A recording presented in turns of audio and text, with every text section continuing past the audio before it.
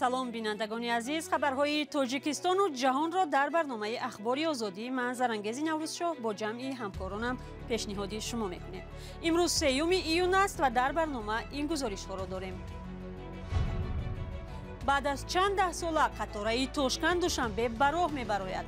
моҳи равон миёни Тоҷикистону Ӯзбекистон равои доимӣ тавассути роҳи оҳан барқарор мешавад. нишонаи дӯстии мардуми тоҷику Ӯзбекистон. мансабдори муттаҳам ба қаллобӣ дар Панҷакент мегӯяд ӯ бегуноҳ аст ва парванда нисбаташ дар натиҷаи як нофаҳмӣ дар робита ба хизмати пулакӣ боз шудааст. ва майли тоҷикон барои гирифтани шаҳрвандии Русия камтар шудааст, аммо талошҳо ҳанӯз ҳам ҳаст. барои муҳоҷирони тоҷик доштанаш хеле осон мешавад, мисол барои патент барои ҷои кор. дар доираи сафари расмии президенти Тоҷикистон Эмомалӣ Раҳмон ба Ӯзбекистон дар Тошканд бо мақомоти ин кишвар чанд санади нави ҳамкорӣ ба имзо расид. раҳбарони ду кишвари ҳамсоя ба мувофиқа расиданд ки байни Душанбеву Тошканд ва шаҳрҳои дигар аз моҳи равон раво тариқи роҳи оҳан фаъол шавад. баъд аз пошхӯрии шӯравӣ ин нахустин қаторе мешавад ки сокинонро аз Тоҷикистон ба Ӯзбекистон мебарад. ҳамкорам Барот Юсуфӣ тафсилоти бештар дорад. интизор меравад шурӯъ аз 20 июни соли ҷорӣ ҳаракати доимии қатор миёни Тошканд ва Душанбе роҳандозӣ шавад. дар ин бора Шавкат Мирзиёев, президенти Ӯзбекистон, дар як нишасти матбуотӣ дар зимни натиҷагирӣ аз сафари Эмомалӣ Раҳмон, президенти Тоҷикистон, ба ин кишвар хабар дод. баъд аз пошхӯрии шӯравӣ ин нахустин қаторае мешавад ки аз он сокинони Тошканду Душанбе истифода хоҳанд кард.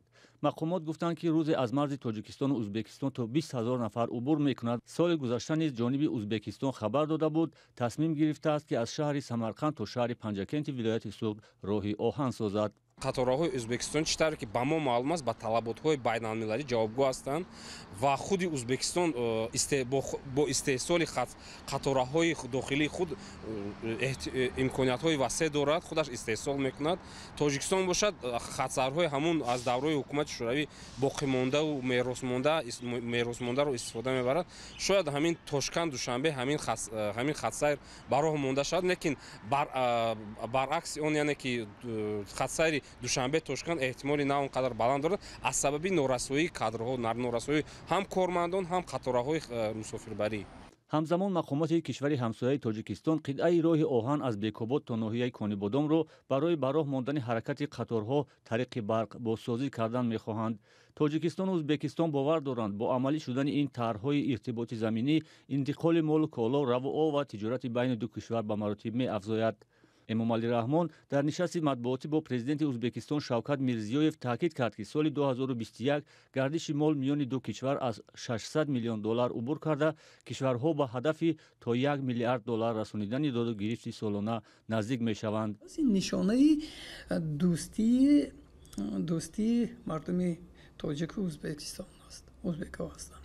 ва баъдан нишонаи муносибати бародарони худи Шавкат Мирзиёев ва Эмомалӣ Раҳмон ҳастанд. равобити Тоҷикистону Ӯзбекистон баъди даргузашти президенти пешин Ислом Каримов дар 4 соли охир якбора тағйир ёфт ва ҳузури молу маҳсулоти истеҳсоли Ӯзбекистон дар бозорҳои Тоҷикистон баръало гардид. вале ҳамоно мушкилоти мисли баланд будани андозу пардохтҳои гумрукӣ ва сифати кори соҳибкорон дар Тоҷикистон аз масоили мавриди интиқод боқӣ мемонад.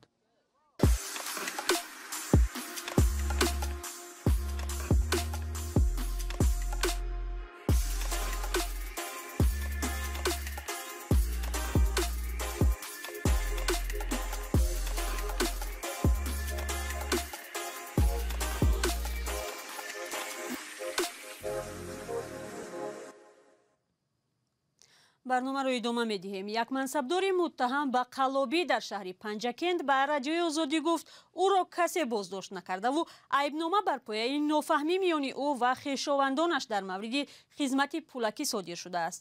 ин мансабдорро ба он муттаҳам мекунанд ки мехост як хешашро бар ивази маблағ аз хизмати аскарӣ озод кунад. хабарнигори радиои Озодӣ дар вилояти Суғд Фарзон Муҳаммадӣ ин қазияро пайгирӣ намуда таъкид мекунад ки дар сурати собит шудани иттиҳом Афзалшод дӯстзодаро ҷаримаи бузург ва ё ҳатто маҳрумият аз озодӣ интизор аст. از ریاست وزارت کارهای داخلی در ولایت سوخت به رادیو آزادی خبر دادند که شعبه کارهای داخلی در شهر پنجکند با گمان قلابی نسبت افضلشاه دوستزاده مدیر شعبه جوانان و ورزش این منطقه پرونده باز کرده و در تفتیشات پیشکی قرار دارد. حادثه ماه‌های فوریه مارت همین سال رخ داده و آخر ماه گذشته به بازپرسی دعوت شده است. بر ضد دوستزاده یک ساکن جماعت دهات سرزم به مقامات شکایت برده و گفته است که گمانبر شده برای آماده کردن بلیط حربی به مقدار تقریبا 28000 سومانی مبلغ گرفته است.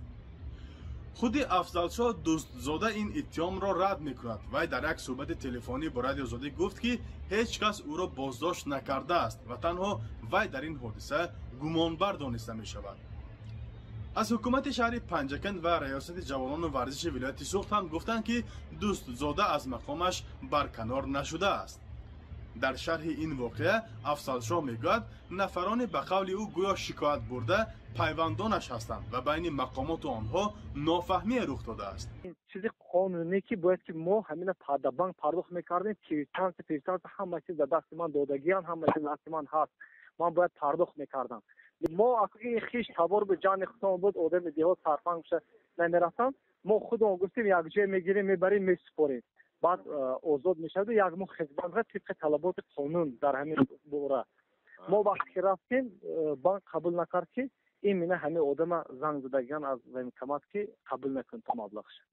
بر اساس قانون نو جوانان می توانند با پرداخت 25000 سومانی و گذشتن از دوره یک ماهه تیاری صاحبی بلیط حربی شوند. به قول دوستزاده بعد چند وقت این حالت آنها را به شعبه کارهای داخلی دعوت میکنند و او اصلی مسئله را میفهماند. مبلغ را وقتی مفتشان از وی پرسان می شود به آنها می سپارند، ولی معلوم نیست که دعواگران مبلغ را بازپس گرفتند یا نه. کوشش های ما برای تماس با آنها نتیجه نداد. در همین حال پرونده‌ای که بر ضد این خدمتچی دولتی باز شده است اگر تصدیق خود را در دادگاه یابد از 365 تا 912 نشان دهنده برای حسابها جریمه پیش بینی شده، در صورت پرداخت نکردن از 2 تا 5 سال حکم زندان و از حقوق اشغال منصب در کارخانه‌های دولتی را به مدت 5 سال در پی دارد. با اطلاع مقامات دادستانی سال گذشته 5 حالت رشوه‌ستانی برای تهیه حجت عسکری از جانب کارکنان دولتی را آشکار کردند. فرزان محمدی، رادیو آزادی، شهر خوجند. بخش قزاقی رادیوی آزادی بخشیده به رویدادهای فاجعه‌بار ماه ینور سال روان در قزاقستان لایحه را آماده و معرفی کرد. این طرح قربانیان ینور خونی نام دارد و در آن از سرنوشت 188 نفر قصه می شود که در ناآرامی‌های قزاقستان کشته شدند. خبرنگاران رادیوی آزادی اولین شده از این حادثه ها خبر و گزارش ها نشر می‌کردند. در این حادثه ها در مجموع به اطلاع مقامات قزاقستان 238 نفر کشته شدند. گزارش را میرزانبی خالقزاد در این باره آماده کرده است. یک جا می‌بینیم. این رویخد از 188 نام عبارت است. 188 نفری که ماه ینور زندگیشون با فاجعه انجام یافت. برخی از تیر سلاح و برخی دیگر از ضرب لطوکوب و شکنجه در بازپرسیا کشته شدند. مقامات ادعا دارد که هنوز نتوانستند عاملان مرگ اکثر کشته شده ها را پیدا کنند. تحقیقات ماه‌هاست ادامه دارد اما بی نتیجه. با این وجود نزدیکان قربانیان ناآرامی در قزاقستان ناامید نیستند و برای برقرار کردن عدالت و مجازات گناهکاران مبارزه را ادامه می‌دهند. این آدمان از مرگ طبیعی خود نمردند. همه آنها حق داشتند زندگی کنند، آرزوهای خود را عملی کنند، کاری خوب کنند و با موفقیت دست یابند. حق به زندگی را کسی به اعتبار نکرده است، حتی در حالتهای فوق‌العاده. برای همین هیچ کس ناوابسته از مقام حقی پروندن را ندارد.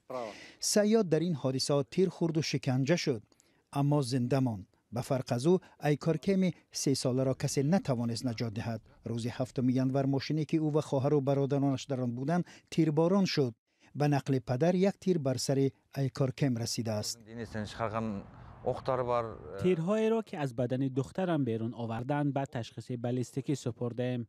کارشناسان به خلاصه آمدند که این تیرها را تنها نظامیان استفاده میکنند، ولی پلیس همان وقت گفت ما نمیتوانیم اثبات کنیم که دقیقاً کی پرانده است، زیرا آن زمان الکی فرمان شده بود که آتش گشاده شود. پیوندان قربانیان در قزاقستان مبارزه را برای دریافت عدالت ادامه میدهند. طلب دارند گناهکاران مرگ عزیزان آنها، حتی آنهایی که فرمان قتل را دادند، جزا بینند. طبق اطلاع رسمی در حادثه های ماه ینور قزاقستان 238 نفر کشته شد. اما مقامات نامناسب و جزئیات مرگ قربانیان را آشکار نکرده است. همان طوری که گناهکاران این کشتارها هم تا هنوز معلوم نشدند. شما برنامه اخباری آزادی را می‌بینید. با آغاز جنگ روسیه در اوکراین، داوطلبان شهروندی روسیه از حساب مهاجران کاهش یافته است، زیرا طبق قانون امکان دارد آنها همچون شهروندان روسیه به خدمت عسکری سفربر شوند. ظاهرا روسیه حالا تلاش سبکتر کردن پیشنهاد شهروندی به خارجیان را دارد. کارشناسان میگویند با تقدیم امتیازها به شهروندان نو، روسیه به احتمال زیاد میخواهد کمبود نیروی کاری را از حساب مهاجران رفع کند. گزارش همکاران ما برات یوسفی و سرویناز روح‌الله در این باره است. شماره تاجیکستانیانی که شهروندی روسیه را دریافت میکنند مداوم رو به افزایش است. طبق اطلاع وزارت کارهای داخلی روسیه، تنها در 3 ماه اول سال 2022 بیشتر از 33,000 نفر تاجیکستانیان شهروندی این کشور را دریافت کردند. با دنبال جنگ روسیه در اوکراین، مقامات این کشور خبر دادند که دریافت شهروندی روسیه برای خارجیان را تا اندازه آسان کرده، برای قشر از خارجیان امتیاز هم پیشنهاد کردند. مهدی صابر نیز از شمار دریافت کردگان شهروندی روسیه است. شخصا من با واسطه مهاجرت گرفتم. در شهر دوشنبه یک شعبه خدمات مهاجرت روسیه فعالیت میکنه. حالا به همونجا مراجعت میکنید، شما را همشون متخصص میگیرن، برای خط مهاجران داخل میکنن و شما میتونید که در مدت معین شده بررسی برید.